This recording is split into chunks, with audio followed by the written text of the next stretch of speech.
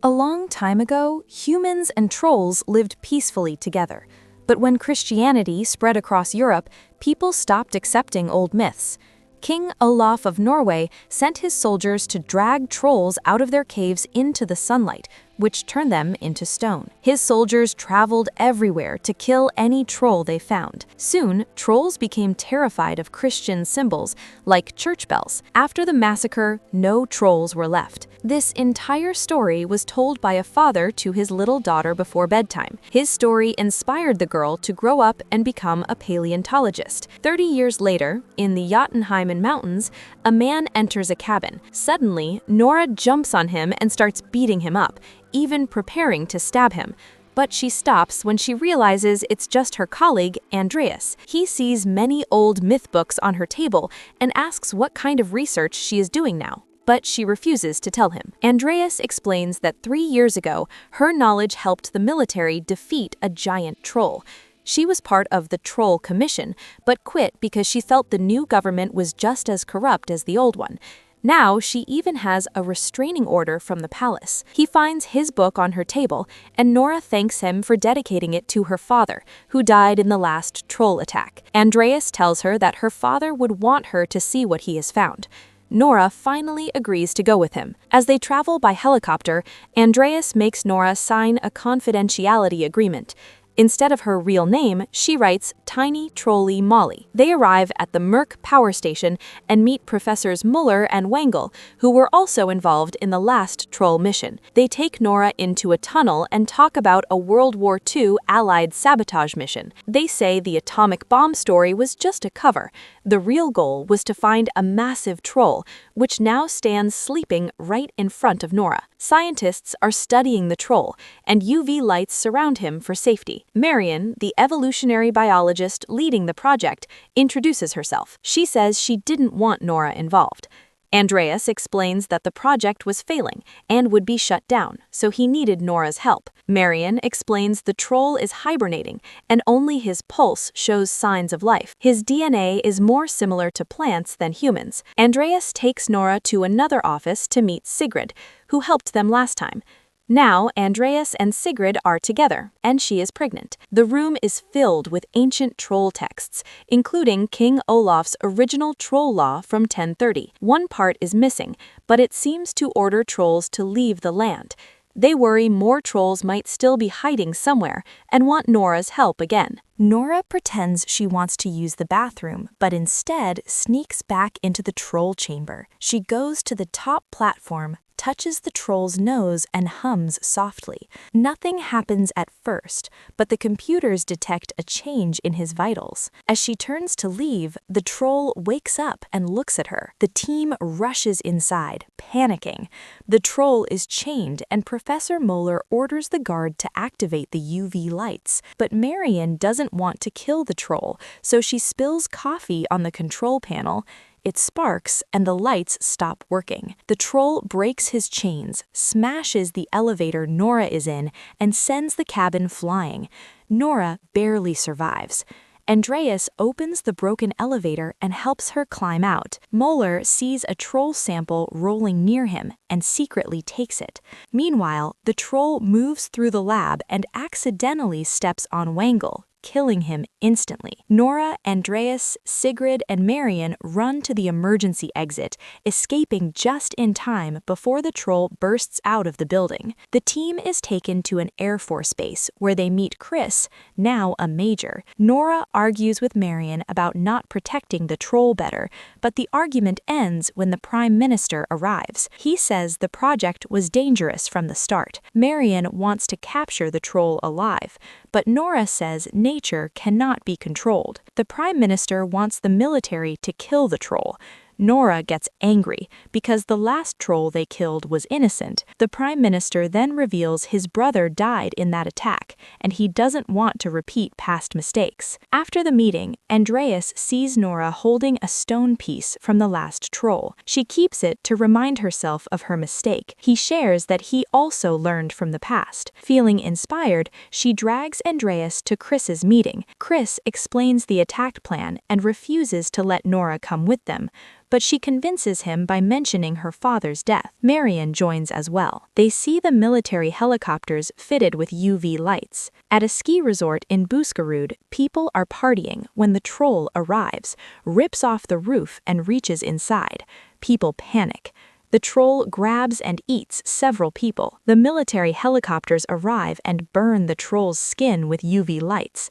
After 2 hits, the troll grabs an electric pole and throws it, damaging a helicopter. One helicopter crashes and explodes, killing everyone inside. Chris is devastated. The troll walks away. Later, Nora says the last troll wasn't violent. He only wanted to go home. She believes trolls behave violently because humans have mistreated them for centuries. She knows someone who might help them communicate. Meanwhile, in another town, a man who just rebuilt his house watches it get crushed again by the troll. The group goes to an old military area and finds a broken fence leading to a cave. Inside, Andreas touches sticky material on the wall. Nora explains it is troll hunting pit material used to kill the troll king. They kidnapped the child troll to lure the king, but the king survived. That troll was the one they met 3 years ago. The child's body was never found. They reach the pit. Nora taps the troll stone and warns them not to freak out. Suddenly, the troll child appears. Nora says she has visited him for years to help him trust her. She shows him the stone and hums. He reacts happily. Andreas learns to hum too and makes the troll happy. Since he doesn't have a name, Nora calls him Beautiful. She asks Beautiful for help. Later, in Beethoven, Nora sees the big troll approaching, shoots a flare, and Beautiful rises from the snow. The trolls growl at each other. The big troll cracks the ice, and Beautiful falls into the freezing water. He struggles and sinks. The big troll chases the group.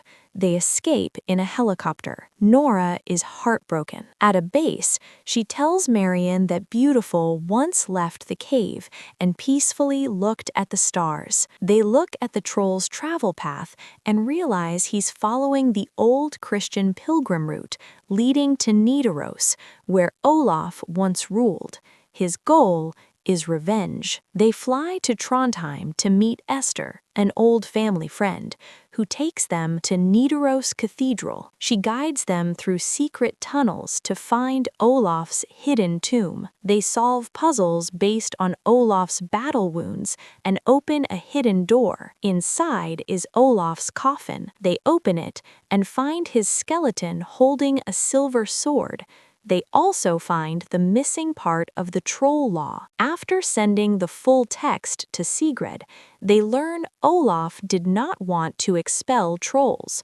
The church killed Olaf so they could continue the troll massacre. The troll is not after Olaf, he wants revenge on humanity. Videos of the troll go viral worldwide. Other countries threaten action. The Prime Minister has no solution. Chris stays with the team instead of reporting to base. Nora dips a knife in holy water and touches the troll stone. It splits instantly. They realize trolls are weak to holy water. Everyone forms a line to move buckets of holy water to fill the military weapons. That evening, the troll arrives in the city, destroying buildings. Esther and Andreas ring the church bells, slowing the troll down. Soldiers shoot holy water ammunition, hurting him. The troll becomes enraged, throws a tree, and destroys the bells. Andreas and Esther escape. Explosives are blown up, burning the troll severely, but he survives. Then, Beautiful returns. He charges into the river and fights the troll. The big troll beats him brutally and smashes him onto a bridge. Beautiful falls unconscious into the water. Marion says the troll has a pulse and suggests attacking from the inside. They have only one bomb left. Chris flies the helicopter while Nora and Marion distract the troll. The bomb slides out. Andreas grabs it, but drops the detonator, breaking it. Now only a grenade can trigger it. Someone must sacrifice themselves. Andreas decides to do it. He tries to call Sigrid, but the call cuts off. The helicopter flies over the troll's head. Andreas jumps with the bomb and grenade. The troll swallows him. The grenade explodes. Holy water spreads through the troll's entire body. His skin burns. Beautiful wakes up, reaches into the troll's chest, and rips out his heart. The troll collapses and dissolves into the river. Later, the church is rebuilt. Esther opens an exhibition about the true story of Olaf. Sigrid has her baby. Chris becomes a fun uncle. Beautiful lives freely in the mountains and visits Nora often. Meanwhile, Muller examines the sample he stole. It has grown into a tiny troll.